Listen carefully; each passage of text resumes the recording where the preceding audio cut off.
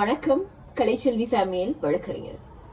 இன்றைக்கு நம்ம day to day லைஃப்ல அன்றாடம் சந்திக்கக்கூடிய ஒரு பிரச்சனை பத்தி தான் ஷேர் பண்ண போறேன்.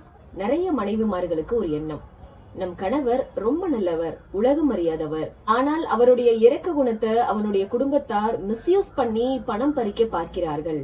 சோ இந்த உண்மையை எப்படியாவது என் கணவருக்கு புரிய வைத்து இந்த சூழ்ச்சியிலிருந்து அவரை மீட்டெடுக்க வேண்டும். பிளஸ் அத வேற யாராலையும் பண்ண முடியாது, மனைவி ஆகிய என்னால் மட்டுமே அது சாத்தியம் என்ற எண்ணத்தில் இருக்கும் மனைவிமார்களுக்கு தான் இந்த வீடியோ. எஸ், யூ ஆர் ரைட், அது உங்களால் மட்டுமே சாத்தியம். உங்கள் ஆராய்ச்சியில் நீங்கள் கண்டறிந்தது உண்மைதான், ஆனால் அது முற்றிலுமாக உண்மையா அப்படின்னு தான் இப்ப தெரிஞ்சுக்க போறோம். எஸ், நம்முடைய எமோஷன்ஸ் பெனிஃபிட்ஸ் ஆக மாற்றி பயன்படுத்திக் கொள்ளும் உறவுகள் உண்டு. But at the same time இதெல்லாம் உங்க கணவருடைய நாலேஜ் இல்லாம அவரை ஏமாற்றி நடக்கிறதா இல்லையா என்பதில் உங்களுக்கு ஒரு தெளிவு வேண்டும். நிறைய நேரங்களில் நம்முடைய உறவுகள், எஸ்பெஷலி ரத்த உறவுகள், நண்பர்கள் நம்மள மிஸ்யூஸ் பண்றாங்கன்னு தெரிஞ்சேதான் நிறைய ஆண்கள் பணத்தையும் நேரத்தையும் செலவிடுகிறார்கள். தெரிஞ்சே யாராவது போய் ஏமாறுவாங்களான்னு நீங்க கேட்கலாம். அந்த கேள்வி லாஜிக்கலா இருந்தா கூட அதுக்கு பின்னாடி ஒரு எமோஷனல் ரீசன் இருக்கு. ஃபார் எக்ஸாம்பிள், அந்த ஆணுக்கு தெரியும் இந்த பர்டிகுலர் உறவு நம்மள பண விஷயங்கள்ல மிஸ்யூஸ் பண்றாங்கன்னு. ஆனாலும் அந்த ஆண் தெரிஞ்சே ஏமாற தயாராகி விடுகிறான். காரணம், ஒரு சின்ன எக்ஸாம்பிள் சொல்றேன்.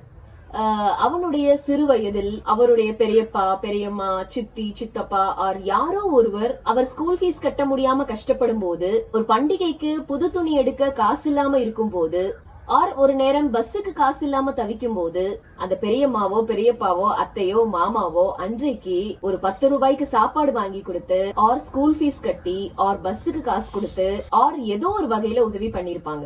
அது கொடுத்தவங்களுக்கு அந்த நேரம் பெரிய விஷயமா தெரிஞ்சிருக்காது. பட் அந்த உதவியை பெற்றுக்கொண்டவருக்கு அது ஒரு பெரிய உபகாரமா இருந்திருக்கும்.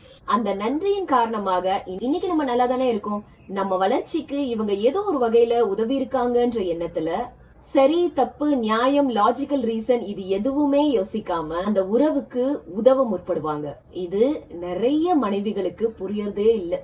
சட்டுன்னு மனைவிகள் ஒரு வார்த்தையை விட்டுருவாங்க, அதான் செய்த உதவிக்கு பதிலா காசு திருப்பி கொடுத்தாச்சு இல்லன்னு. ஒருவரிடம் வாங்கிய பணத்தை, பொருளை திருப்பி கொடுத்து விடலாம், ஆனால் ஒருவர் செய்த உதவியை ஒரு காலம் நம்மால் திருப்பி கொடுக்கவே முடியாது. பிகாஸ் உதவி என்பதில் வெறும் பணம், பொருள் மட்டும் அடங்கவில்லை, இவர்களுக்கு உதவ வேண்டும் என்ற எண்ணமும் அடங்கியுள்ளது. பேங்க்ல ஒரு 5 லட்சமோ 10 லட்சமோ கடன் வாங்கிட்டு திருப்பி கொடுக்கறதுக்கும், ஒருவர் தன் சொந்த செலவிற்காக, கமிட்மெண்ட்ஸ்க்காக வைத்திருந்த பணத்தை, பொருளை, நேரத்தை பொருட்படுத்தாமல் அது அப்புறம் பாத்துக்கலாம், இப்போ இந்த நபருக்கு நாம் செய்யக்கூடிய இந்த உதவி அவருடைய தேவையை பூர்த்தி செய்யும் என்ற எண்ணம் பெரியது. அவங்களுக்கு இருக்கக்கூடிய 1000 கமிட்மெண்ட்ஸ்க்கு மத்தியில் நமக்கு உதவி செய்ய முற்பட்ட அந்த எண்ணத்தையும் உதவியையும் ஈடு செய்யவே முடியாது. சோ நீங்க லாஜிக்கலா நிறைய ரீசன் சொல்லியும் உங்க கணவர் இல்ல நான் அந்த நபருக்கு உதவி செய்தே தீர்வேன்னு ஒத்த கால நின்னா, தயவு செய்து அவருடைய உணர்வுகளுக்கு மரியாதை செய்யுங்கள். நீங்க அந்த 1000 ரூபாயை சேவ் பண்ணதுல வர லாபத்தை விட அந்த 1000 ரூபாயை ஒருவருக்கு உதவுவதில் உங்களுக்கு ஒரு மனநிறைவு, சந்தோஷம் இருக்குமானால் அங்கே புத்திசாலித்தனத்தை விட மனநிறைவே பெரியது. சோ இனிமே உங்க கணவர் யாருக்காவது பண உதவி செய்யணும்னு சொல்லும் போது உடனே நோ சொல்றதுக்கு முன்னாடி இந்த விஷயத்த கொஞ்சம் யோசிங்க. நீங்க அந்த 10,000 ரூபாய் உங்க கைவிட்டு போறதுல இருந்து தடுத்து சேவ் பண்ணி உங்க கணவன் மனைவிக்குள் மனக்கசப்பை சம்பாதிக்க போறீங்களா, ஆர் அந்த பணத்தை கொடுப்பதன் மூலமாக விலை மதிப்பில்லாத மனநிறைவையும் மகிழ்ச்சியையும் சம்பாதிக்க போறீங்களான்னு யோசிங்க. ஆப்வியஸ்லி உங்களுக்கு அது மனநிறைவை கொடுக்காட்டியும் உங்க கணவருக்கு ஆர் மனைவிக்கு அது மனநிறைவை கொடுக்குமானால், அதுவும் உங்களுடைய சம்மதத்தால் அது கிடைக்க பெற்றால், அது நிச்சயமாக உங்கள் உறவை பலப்படுத்தும்.